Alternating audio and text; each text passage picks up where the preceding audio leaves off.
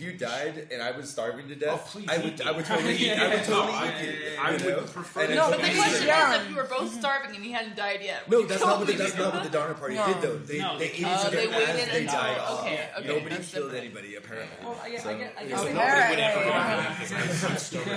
You're not going to write about it. Yeah, although who really knows? Like, everybody, we all agree Jacob died natural, okay?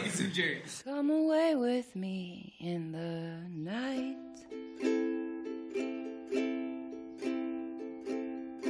Come away with me and I will write you a song. Good evening and welcome to another episode of Midnight Falafel. This evening we have Weezie, Bali, Jason, Pedro, and yours truly, Moxie, joining us with Nathan at Nathan's Magical House for a discussion of possibly veganism, possibly vegetarianism. How do we decide if we want to eat meat or not? And how does that dwell into our philosophy of life? So, let's go into that. Okay. If you look at our ancestors, like many, many years ago before we became farmers, all we ate was meat. And it was raw, you know? Nowadays, like, you get sick from eating meat. You know, it's like, but we evolved from that. You know, we evolved from eating meats. And all of a sudden it's just... Well, that's the thing. That's the argument that I always have with vegans, is that I believe that we're naturally omnivores, but they, some vegans argue with me and say that we evolved from herbivores. Yeah. Mm-hmm. Well, I think a very healthy way to see vegans or vegetarians is like you can actually get what your body needs from being vegan, because veggies have the same, or you can get everything that you need in your body to function. So you can actually be a vegetarian and be, or a vegan and be actually super healthy. But you really have to offset it. You really have to know your need fruit to know. and veg, to get the iron and protein that you need from a vegan diet. Well, there's this really famous vegan bodybuilder, and he's like he won a bunch of prizes, bodybuilding prizes and stuff. But then you look at his diet, and he eats so many different things and so much, like, to get everything that he needs to actually be a bodybuilder. To get a structured diet. But it is possible. It is possible. Absolutely. But I think, like, denying that we had meats in our diet back in the days is kind of like, well, we had that. Sure, absolutely. And but it just comes to ethic nowadays, I think. I mean, one of the things I noticed too is, like, I don't hate bananas, but I'm not a huge fan of them. But every now and then, I'll get a huge craving for a banana, and I'm like, it must be because my body is potassium deficient. Yeah, for sure. It's my body telling me that, hey, go eat a banana because you need some potassium. Yeah. I don't know. I definitely have a thing with meat where, and I've always said, like, jokingly, but not so jokingly, that it's my French side. Sometimes when I eat, like, really red meat, like, I have to be really mindful of my face and the sounds that come out of my mouth. Because it sounds like... I connect to something, like, primal in me. And I'm, like, sitting there, like, legit, like, almost purring and, like... Yeah, you do. And it gets really awkward and uncomfortable if I'm not mindful of it. Okay, you're making some weird noises. Yeah, no, like, but meat, no, but when it's like meat, it's just like, I just don't want to it's like I can feel my pupils dilating and just be like, like I'm gonna hunt the dinosaur myself, so there's like a deep connection with me, like eating, like chewing it, and like the experience is very visceral. I understand like the whole concept of it. Like I'm eating flesh. Like this is weird, but something about that also like really like excites me at a very deep hunger level. I am also very. Do you eat meat? How often do you eat meat? I'm very meat. If I could eat meat more often, I probably would eat it more often. Yeah, no, I try to keep it down key. But I'm also aware of like my super uber like hypocrisy in that for one, I remember for like my 16th birthday, like, oh, we're gonna serve you rabbit, and I was like, ooh, we were in Paris, and it was like, I'm gonna eat rabbit in Paris, ooh, fancy. And then when they served the rabbit, it was an actual, like, it was the head, and you saw the eyes and the teeth, and then I was like, I can't eat this anymore. So hypocrisy number one, chink, and then the hypocrisy number two is that I will not eat octopus.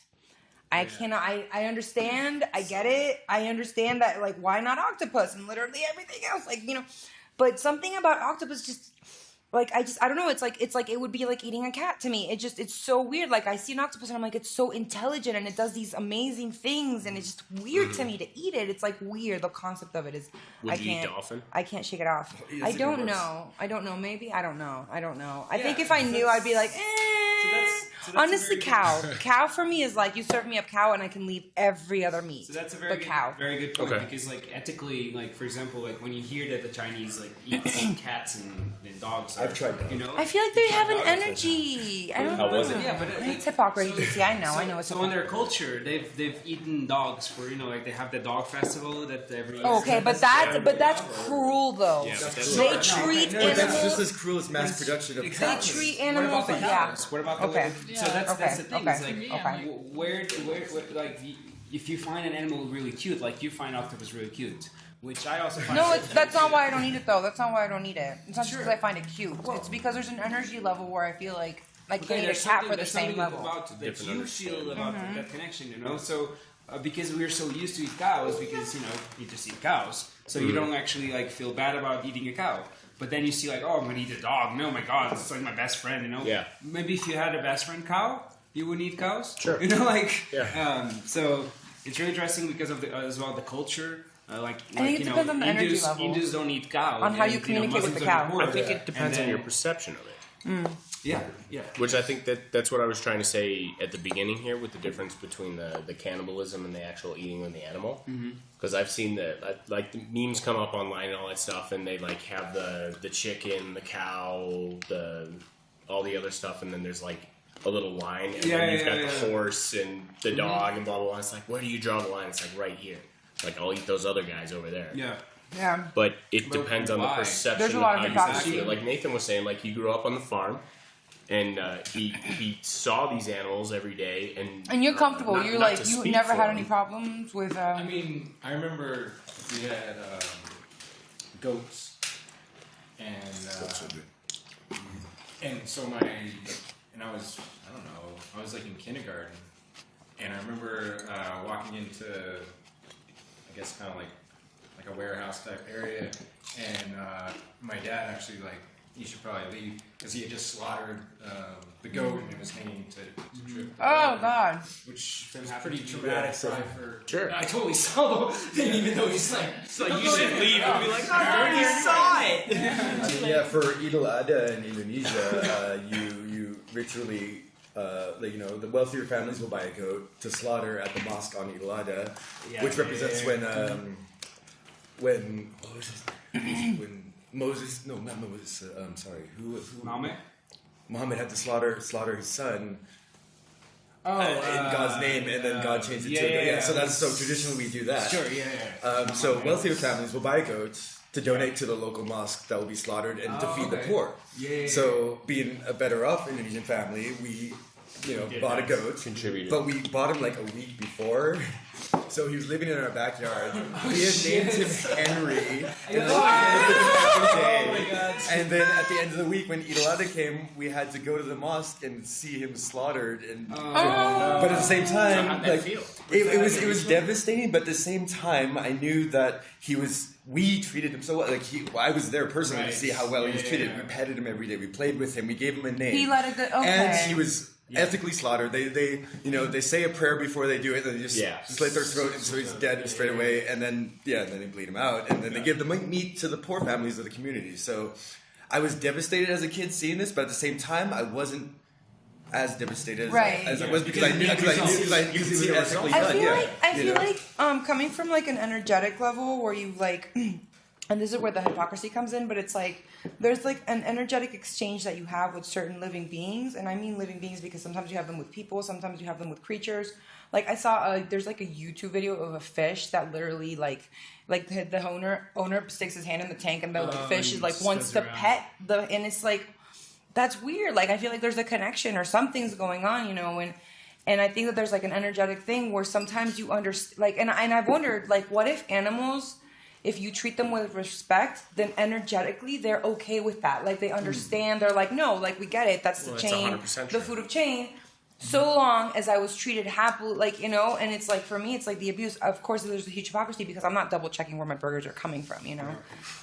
So, you know, but I do try, gratefully, I live somewhere where we have the opportunity to kind of source our meat and source it responsibly. But yeah, it can be expensive in places and difficult. And if you're a poor family that you already have to worry about feeding your 5 kids, with, you know, like all of that.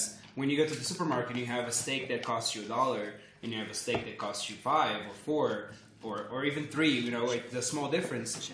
But, you know, like if you're feeding a family of 5 or 4, you know, you're like, really? I have to buy the $1 one. I always know about the whole like organic debate. It's just like, it's so classist. Like, especially in the US, it's like, okay, I shop at Whole Foods and I can feel so great about myself.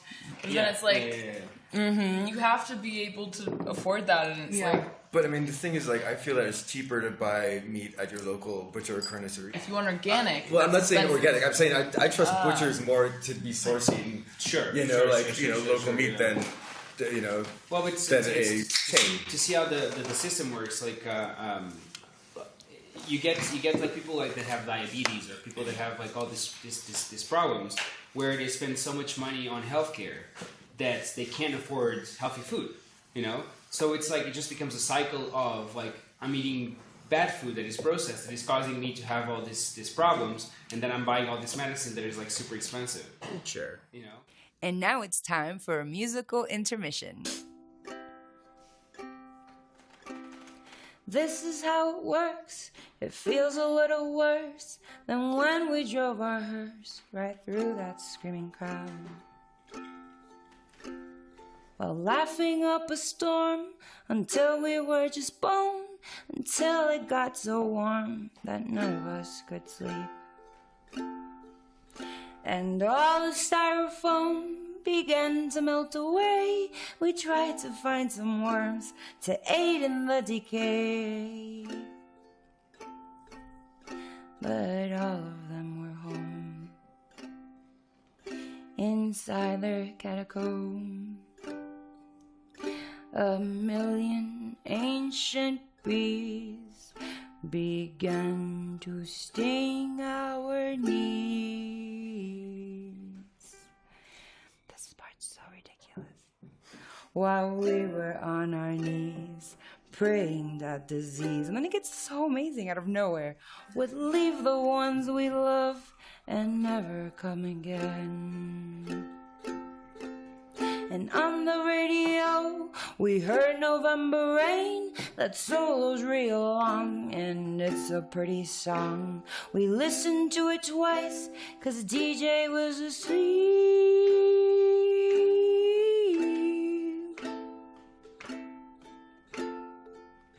Was asleep. This is how it works. You're young until you're not. You love until you don't. You try until you can't. You laugh until you cry. You cry until you laugh. And everyone must breathe until their dying breath.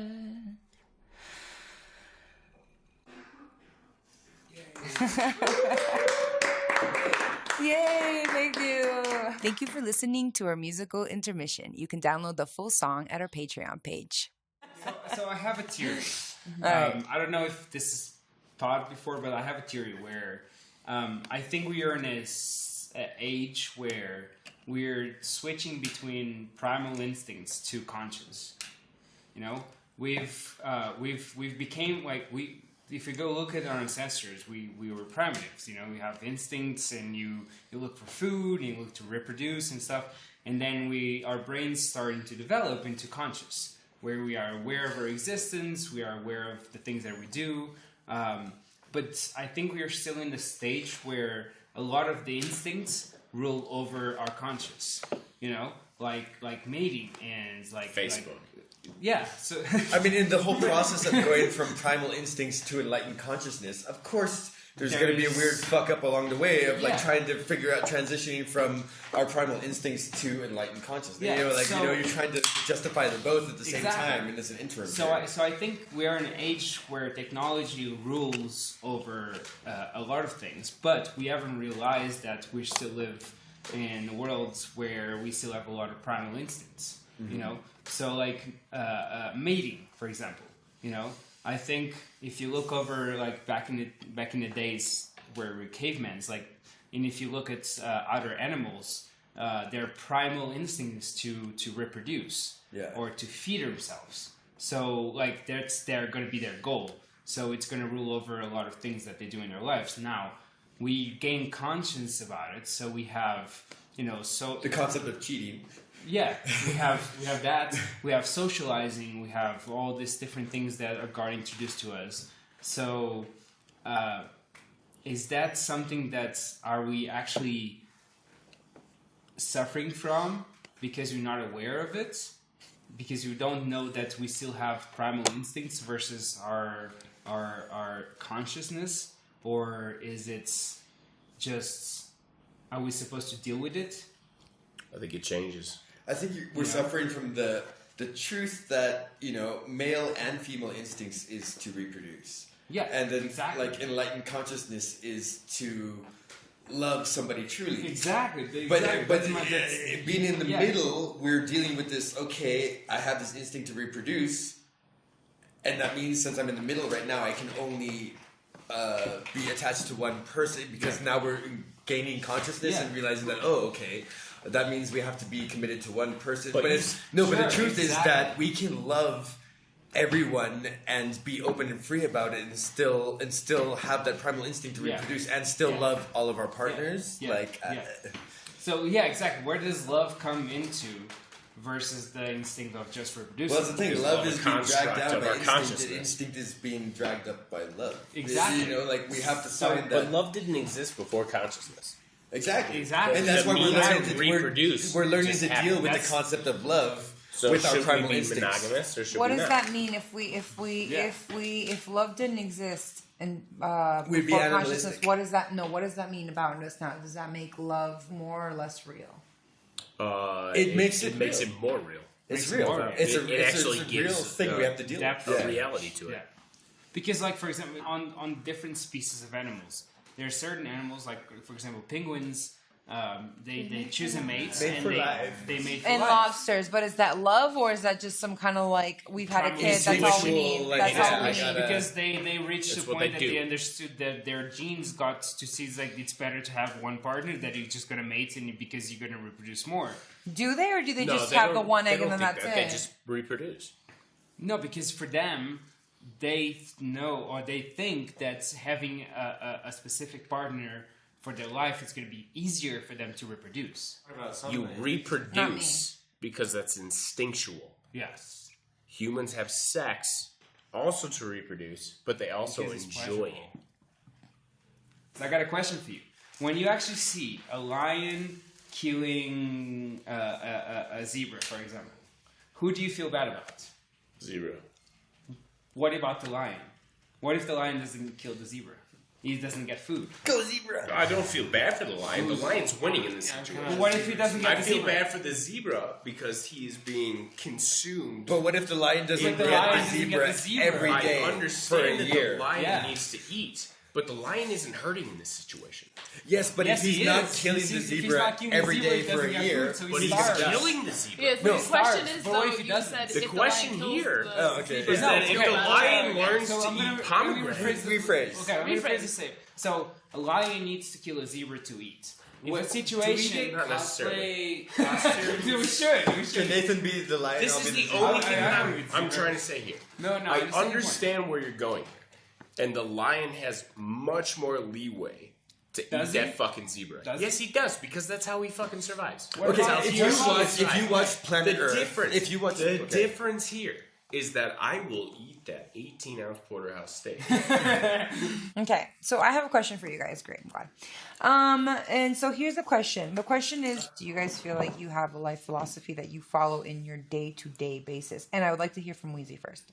Fuck yeah, a resident Jew. Resident vegetarian. So I have to think about this. There's not like one philosophy that's like I wake up, I'm like, I'm going to achieve this. I'm like working towards this one goal. Not a goal, yeah, but a how to live. Yeah, how to live. I guess it's kind of like a 10 Commandments sort of thing in my mind, almost like. In what way? Like where you have the 10 rules, you mean? Or? Yeah, like not a specific one, but like I don't think there's a one all-encompassing one. But Were they there's like decided by you, or are they influenced by someone else? Kind of both. Because like when you were asking the question before of like, okay, if not religion, how do you develop morals or something like that? Yes. Mm-hmm. I was like thinking about when I was a kid, a lot of it for me was like stories. Story like Fables. Yeah, fables and stories and just like yeah. but and I think that's like a big part of empathic development too, of like developing an understanding of like how other people feel and how my actions are going to affect them. And I think that's really important because I actually do genuinely believe that like unless you're, you know, there is a real thing as psychopaths who like don't have no empathy, like a thing. But like I think at a fundamental human level, like we don't want to hurt others. Like, I don't know. I would like to think we don't want to hurt others. So that's like a big thing for me. If, like, yeah, we just like I benefit from the well-being of other people around me, and I don't think people could argue that like they feel great when everyone else around them suffers. So thank you so much for listening tonight. If you guys liked it, please subscribe, follow, you know the drill, like, tell about your friends. Yeah, Midnight Falafel, which we never went over the name. We need to go over that. And thank you for being here tonight. Comment, follow, like, subscribe, all that stuff. And say goodnight. Thank you guys. Hello. Good night.